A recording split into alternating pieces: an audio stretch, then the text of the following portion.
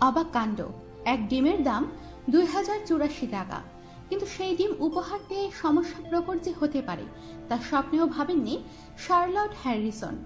সম্প্রতি অনলাইন সংস্থা ইবে থেকে একটি ডিম কিনে শার্লটকে উপহার দেন তার বাবা।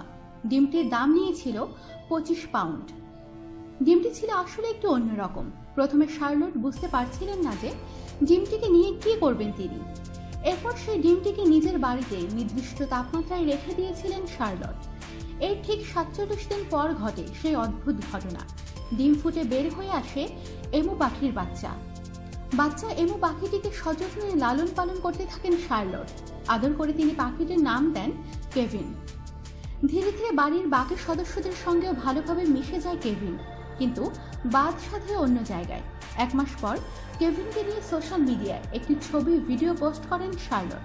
ব্যাস, সেই ভিডিওটি দেখেই শার্লটের বাড়িতে নোটিশ পাঠায় royal society for the prevention of cruelty to animals. পাখিটিকে তাদের অফিসারদের হাতে তুলে দিতে বলা হয়। এখন সেই এমুটি একটি স্পেশালিস্ট ফার্মে রয়েছে। কিন্তু কেন এমনটা করলেন?